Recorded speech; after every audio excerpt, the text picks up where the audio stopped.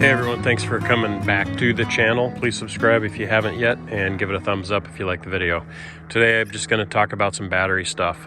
This is a 2015 F350 Super Duty, and the batteries on this thing when I bought it brand new lasted 2 years and then they failed.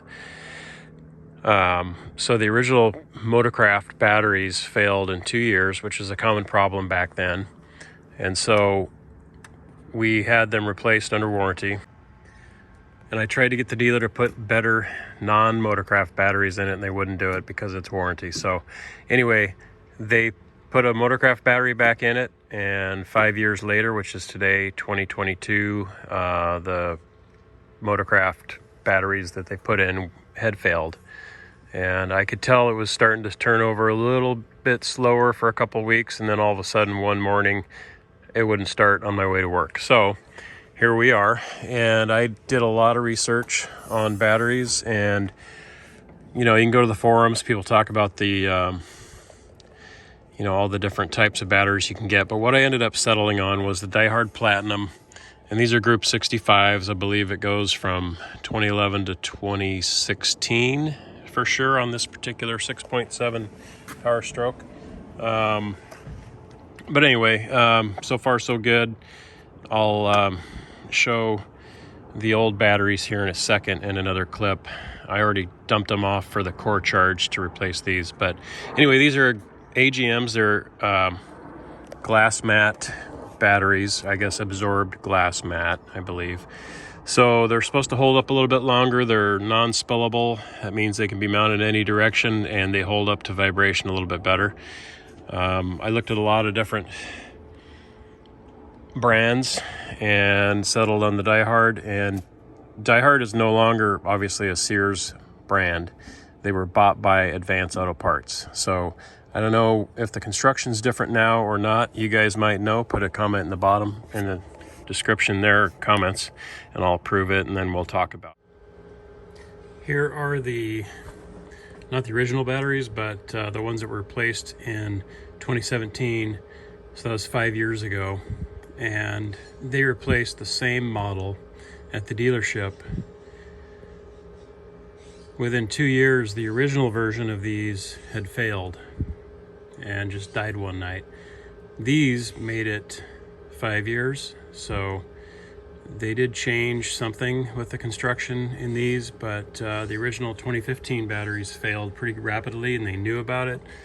You can see that this is the driver's side battery. It's got more corrosion. This is the passenger side battery that has less corrosion, but there's some swelling, and you can see that they've boiled over quite a few times.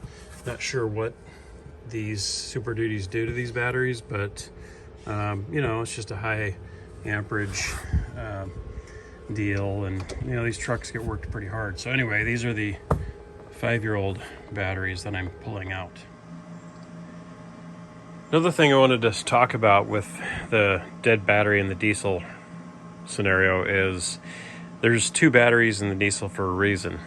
And if you only have something like this, and one of those batteries in your truck is completely dead, like one of the cells is just destroyed, this alone is possibly not going to work to get your truck started. When I tried it, it would just click, click, click, click, click, and I tried it like 4 or 5 times, and finally by some stroke of luck it actually fired up. But the truck had been in the garage overnight, so it was like 70 degrees.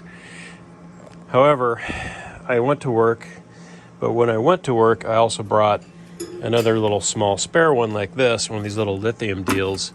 And so my strategy at 1 o'clock in the morning when I got off was to hook this one to one side, one battery, hook this one up to the other battery, and it fired right up. So think about that if you're going to buy one of these battery jumper boxes.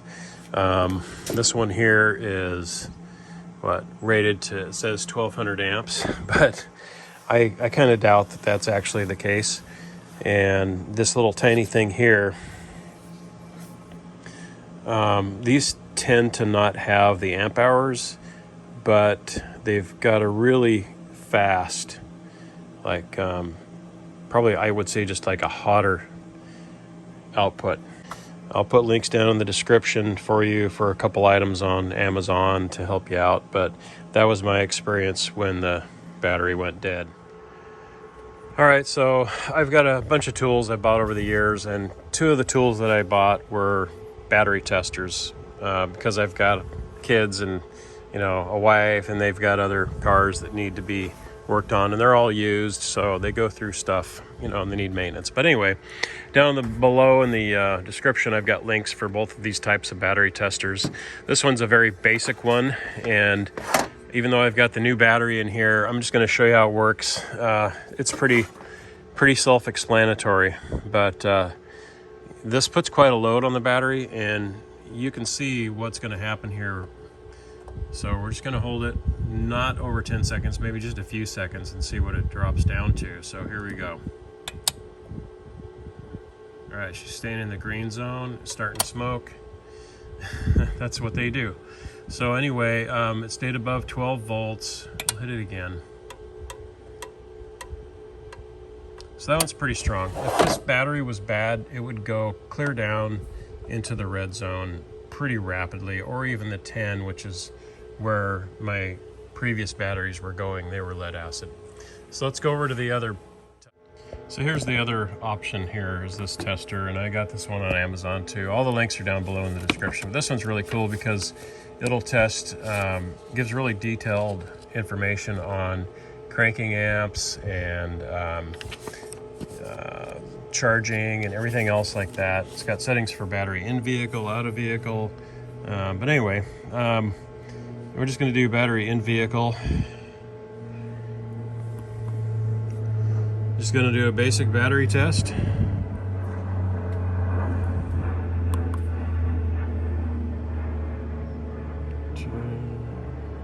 So this one's got settings for flooded batteries, AGM flat plate, AGM spiral, gel, and EFB. So we've got flat plate AGM.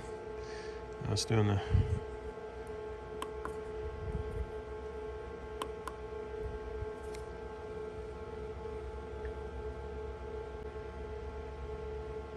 So that says it's healthy, it's good, but it needs a little charge. That's because we've got the headlights on. Anyway, that's the deal. So if you have these tools, you can test your batteries right here at home pretty easily. And let's talk about the options for batteries. Guys, throw it in your comments. Supposedly the AGM batteries are supposed to last longer, be a little bit tougher. And one thing I did read was that you should not let them get discharged too low, because that can kill them, as opposed to a standard lead acid spillable battery.